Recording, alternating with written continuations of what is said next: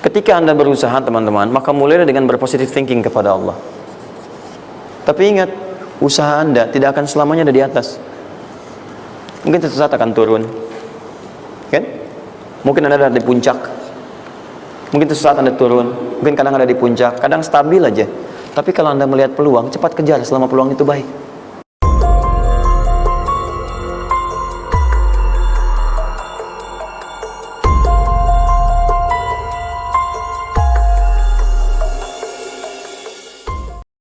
Ikhtiar atau usaha. Saya boleh teman-teman sekalian buka ini ya? Ini udah? Ya. Udah. Satu yang lewat usaha itu ikhtiar. Ya, buka Quran surah 39, Quran surah 53 ayat 39.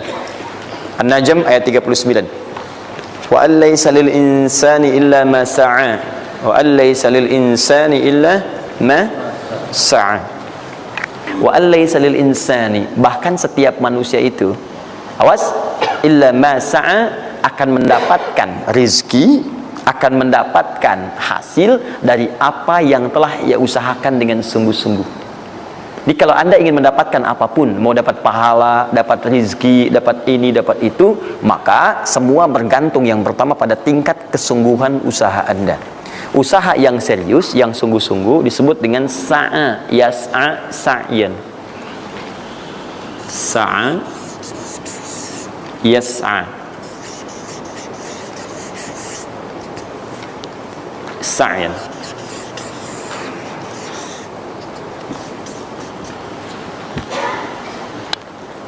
Ini sa'a, yas'a, sa'yan tidak disebutkan dalam bahasa Arab kecuali menunjuk satu usaha yang sangat serius, sungguh-sungguh.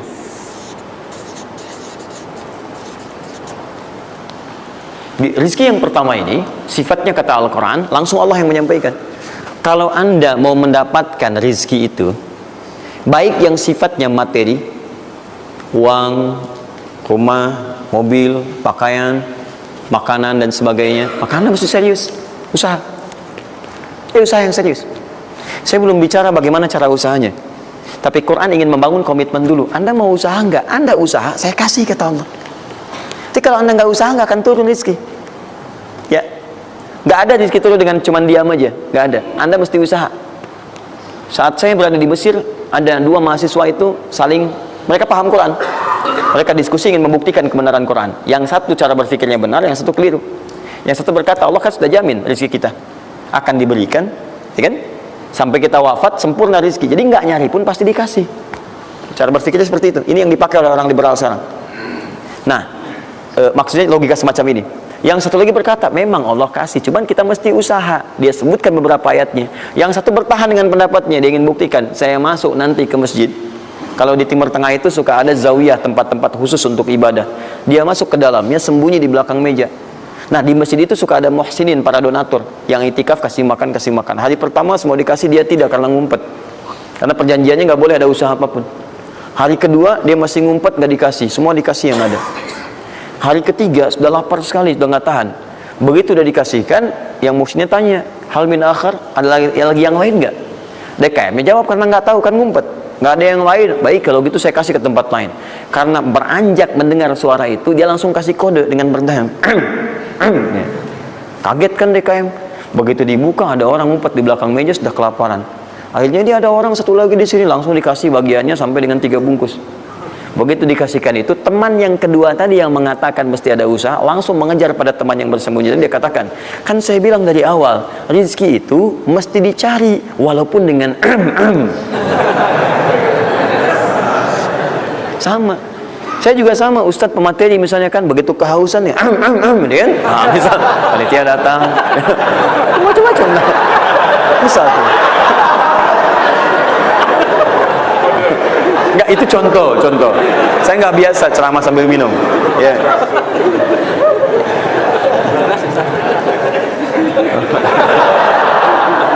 Jelas ya? Nah, jadi prinsip yang pertama, kita harus punya komitmen yang kuat dengan Allah. Kata Allah, kerja ya kerja. Kata Allah, usaha ya usaha, jangan diam. Di usaha itu sepanjang keluar yang disebut usaha dari dalam tubuh kita, kaki melangkah, tangan bergerak gitu kan, kemudian mulut berbicara, bersuara, atau telunjuk menunjuk aja, ada usaha, rezeki turun. Apa butuh pembuktian lagi tuh? Lihat di beberapa belokan-belokan tuh, cuman orang begini aja, prit, 1000 makasih pak, 2000 makasih bos, ya kan, 5000 paman. Om. Wah, jelas ya, paham ya? Nah, ini yang pertama, usaha yang serius. Nah, ini langsung dicontohkan oleh Allah. Bahkan kalau Anda serius, nah perhatikan, ini jejaknya langsung ditemukan dan diabadikan dalam Al-Quran. Ada beberapa tahapan yang mesti kita tahu. 1, 2, 3.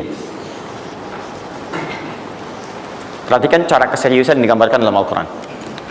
Teman-teman, kalau saya sebutkan sa'ah dalam Al-Quran, mungkin agak banyak kita mencarinya, butuh energi.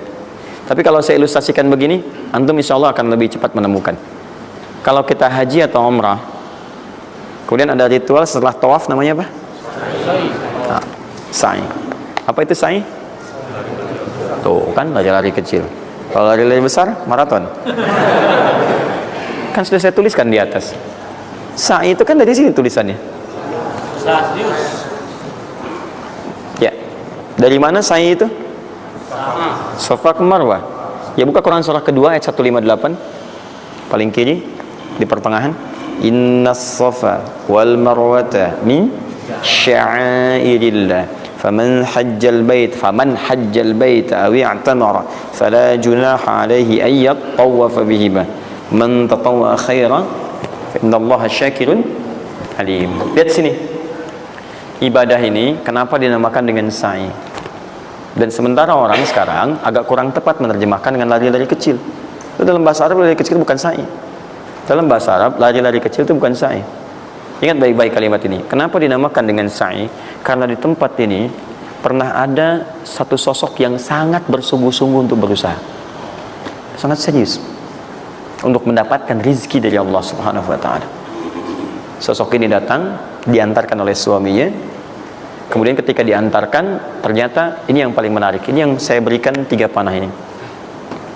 Diabadikan kisah ini di Quran surah ke-14 ayat ke-37. Pertama diantarkan.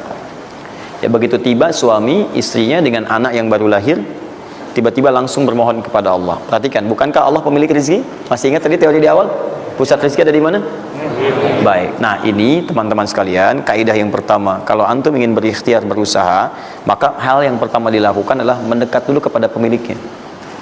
Mohon minta kemudahan, minta petunjuk, minta kenyamanan, minta keberkahan. Itulah sebabnya sebelum kita berangkat, kita sholat dulu.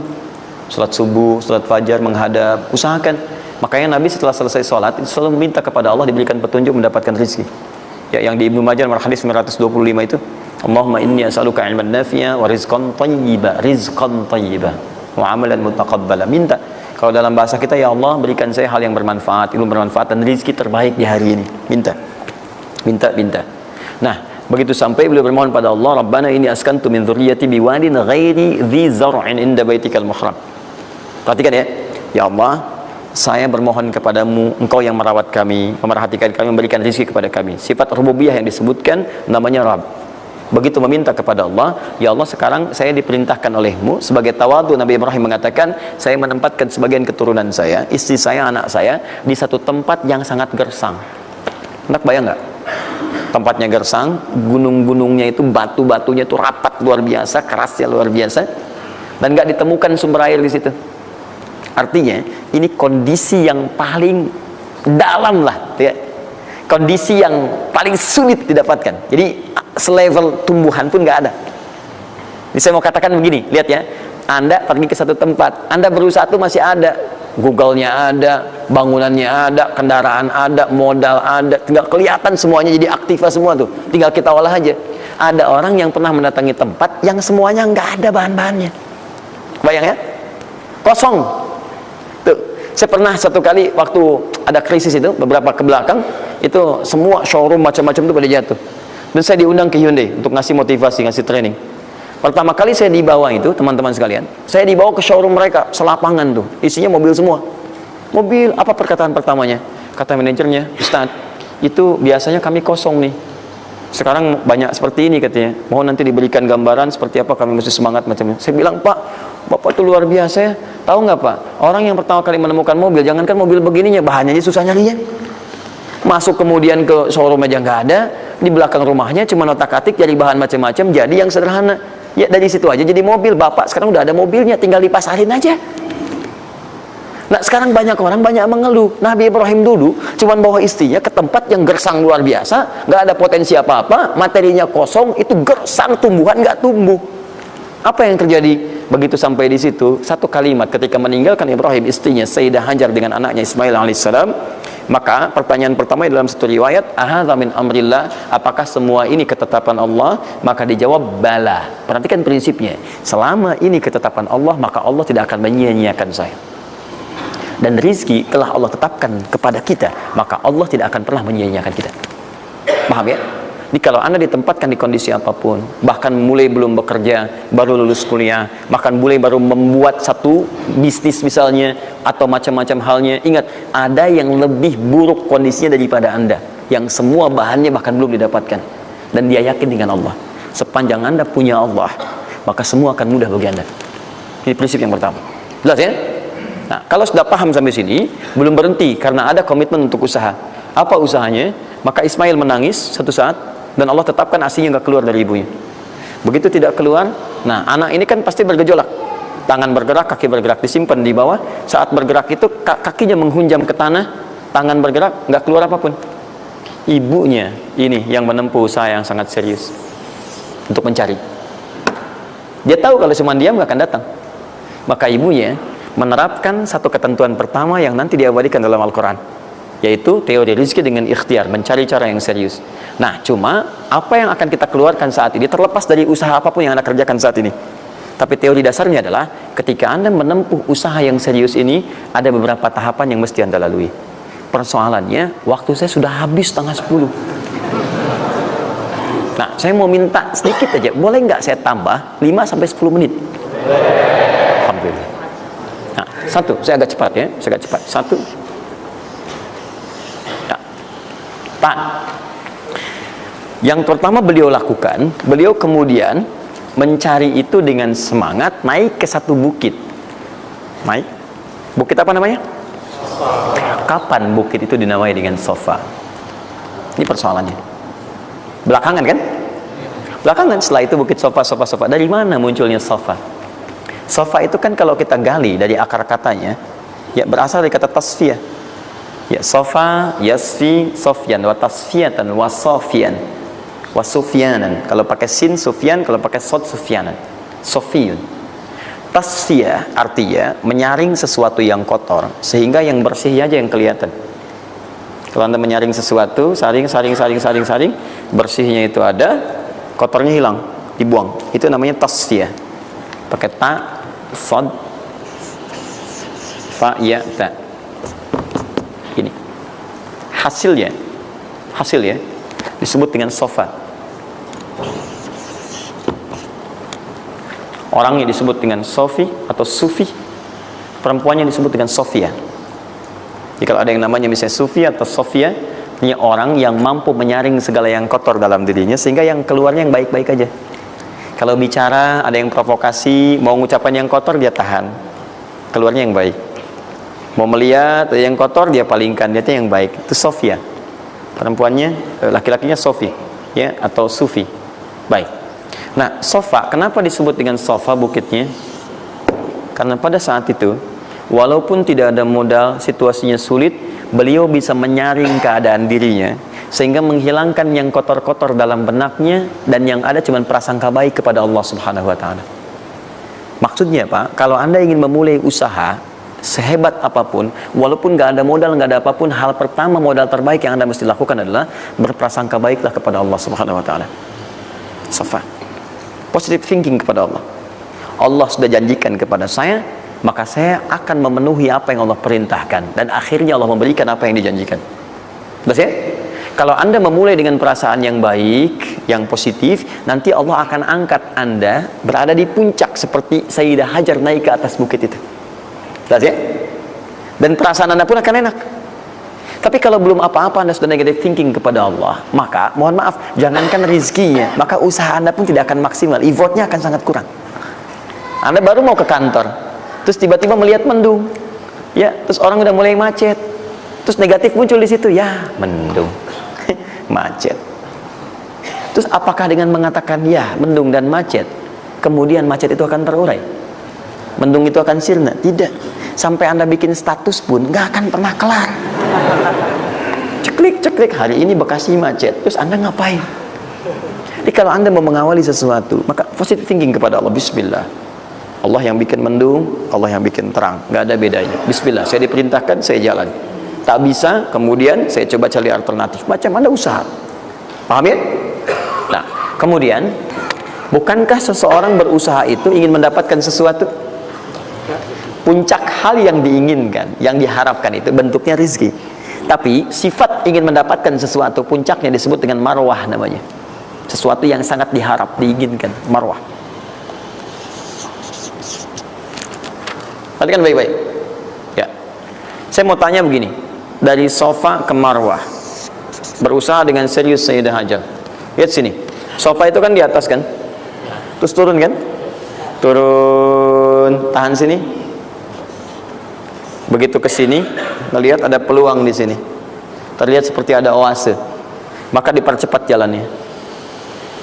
Makanya di sini sekarang ada tanda lampu hijau. Ya, begitu nyampe sini untuk laki-laki lari-lari kecil, perempuan jalan cepat. Ini karena ibadah yang disebut dengan sa'i sering diartikan dengan lari-lari kecil. Ini berlari ini teman-teman, jalan cepat ibu. Ini sesungguhnya awalnya ini melihat di sini seperti peluang ada oase di sini di marwah, banyak air. Maka dipercepat jalannya. Sampai di batas ini ragu lagi, betul nggak ya? Apa cuma fata morgana? Tapi yang paling dahsyat adalah dia memastikan dengan ikhtiarnya. Saya mesti pastikan dulu, jangan menduga-duga. Dikejar sampai ke atas. Begitu kepastiannya tidak ada sama sekali. Ternyata fata morgana saja. Dari sini balik lagi, mungkin di sini ada. Ya, balik lagi ke tempat tadi, balik dilihat sini kayak ada betul di sini. Balik nyampe sini fata morgana. Bola balik, bola balik, bola balik sampai dengan 7 kali. Ya, dari sini ke sini 1, sini ke sini 2, ini 3, 4, 5, 6, 7. Ingat, sofa selalu genap, marwah selalu ganjil. Kalau Anda umrah, kemudian tiba-tiba Anda merasa berakhir selesai, tapi posisi Anda di sofa kemungkinan cuma 2. Kalau bukan Anda kurang baru 6 kali, atau Anda terlampau soleh 8 kali. Pasti di sini. Nah, apa hikmahnya? Proses ini disebut dengan sa'i. Perhatikan baik-baik. Tahan, fokus. Ketika Anda berusaha teman-teman, maka mulailah dengan berpositive thinking kepada Allah. Tapi ingat, usaha Anda tidak akan selamanya ada di atas. Mungkin suatu saat akan turun, kan? Mungkin Anda ada di puncak, mungkin suatu saat Anda turun, mungkin kadang ada di puncak, kadang stabil aja. Tapi kalau Anda melihat peluang, cepat kejar selama peluang itu baik. Itulah yang dimaksud dengan kompetisi yang sehat. Ada dapatkan, kejar. Ada tender, ikut tender dengan cara yang baik, cara yang normal. Ikut. Kalaupun bukan rezeki Anda, nggak ada masalah. Dan jangan pernah macam-macam lah. Saya dah ajar kan nggak pernah nyogok sama malaikat.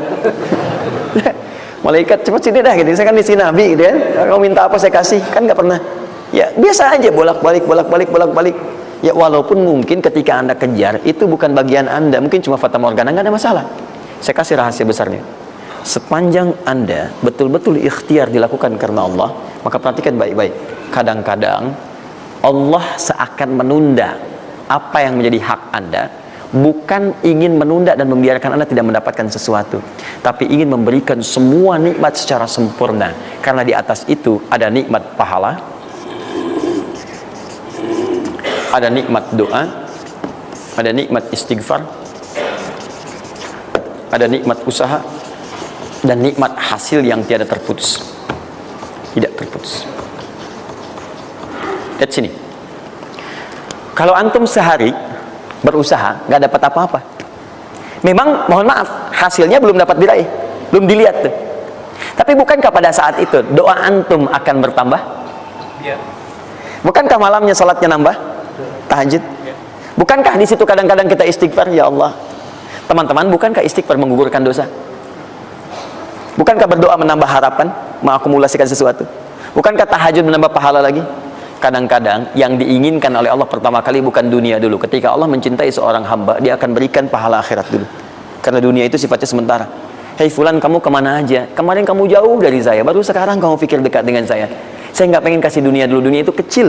Kalaupun di seekor sayap samuk sebelahnya, sebelah sayap nyamuk ada dunia itu ada nilainya, saya kasih buat kamu deh, nggak ada nilainya. Ya, karena itu saya ingin kamu akhirat sempurna dulu. Saya ampuni dulu dosa-dosa kamu yang kemarin. Begitu sudah diampuni, hari kedua istighfar lagi diampuni, saya kasih pahala yang banyak. Begitu pahala udah dapat, dosa udah diampuni, baru dunia diakumulasikan. Karena hukum dunia itu, kalau antum usaha akan terus diberikan. Jadi nggak ada yang nggak dikasih. Jadi kalau antum sehari bekerja ini, kelihatannya nggak dapat apa-apa. Bukan nggak dapat apa-apa, disimpan untuk diakumulasikan. Nanti dosa antum tuh udah hilang, amalan udah banyak, antum dapat banyak. Kadang-kadang nggak sadar kalau saat dapat banyak itu sebetulnya itu hasil usaha antum sebelumnya. Itu teorinya begitu. Ya, jadi nggak ada yang nggak dapat apa-apa, semua akan dinilai.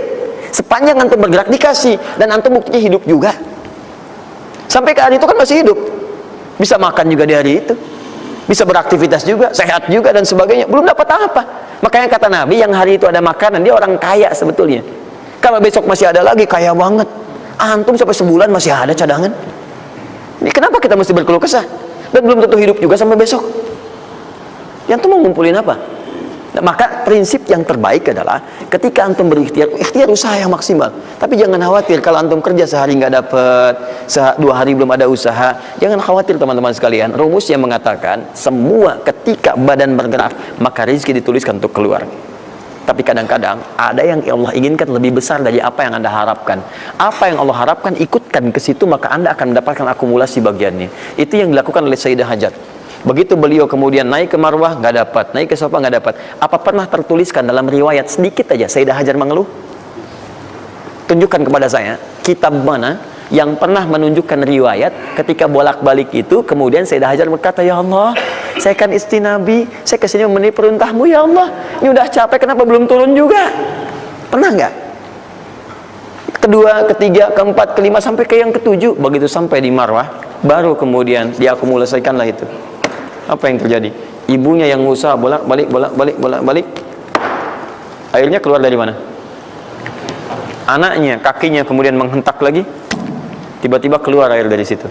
Pertanyaan saya, ibu yang lebih tahu di belakang. Kan kalau anak itu sedang haus, pasti tangan kakinya bergerak kan? Kenapa saat pertama disimpan bergerak, airnya keluar? Sudah 7 kali bolak-balik, baru air keluar. Silakan lihat riwayatnya. Pada hentakan itu, ketika 7 kali ibunya bolak-balik, malaikat mengepakkan sayapnya. Itu yang menghantam air dan keluar air. Malaikat yang ditugaskan Allah memberikan rezeki namanya Mikail. Itu ada di Quran surah kedua ayat ke-98. Ya, man kana aduwwan lillahi wa malaikati wa rusuli wa jibril wa mikail. Mikail. Di antara tugas Mikail oleh Allah ditugaskan untuk memberikan rezeki. Yang paling menarik, perhatikan baik-baik. Begitu airnya keluar, ibunya sedang di Marwah, sedang berdoa nih. Makanya kalau sa'i di sofa ngadap ke kiblat berdoa dulu, ke Marwah ngadap ke kiblat berdoa dulu. Begitu sedang berdoa nyampe ke Marwah yang ke-7, anaknya lebih kencang menangisnya. Ibunya mendengar suara nggak biasa, dikejar ke sini. Begitu kejar ada air. Apa kata ibunya? Lihat kalimatnya. Zam, zam, zam, zam. Ibunya tidak mengatakan ijma, tapi zam, zam, zam, zam. Zam itu artinya kumpul jangan berhenti, kumpul jangan berhenti, kumpul jangan berhenti. Sampai sekarang air itu tidak pernah berhenti.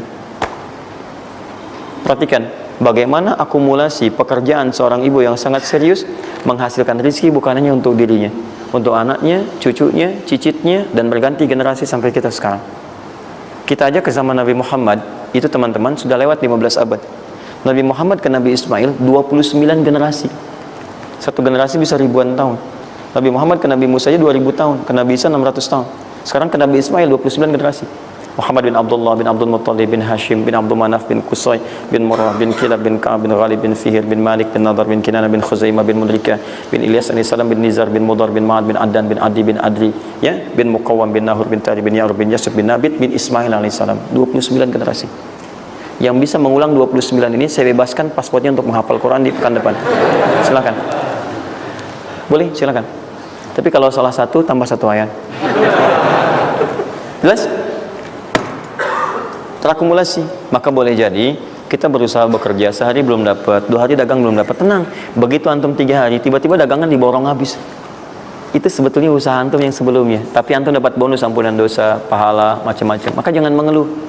Dan jangan pernah antum sekali-kali, awas ya, awas, mengeluarkan kata-kata yang seakan-akan Allah menghentikan rezeki antum. Maka disitulah kesulitan paling sulit akan antum awali.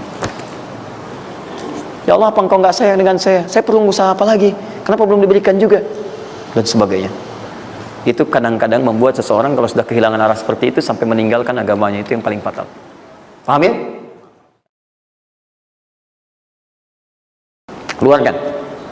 Tidak usah mikir, nggak usah macam-macam. Dah, 2,5% keluarkan. Itu 2,5% itu paling minimal. Kalau mau 5% keluarkan. Ingat rumusnya, kenapa disebut zakat? Di antara makna zakat itu adalah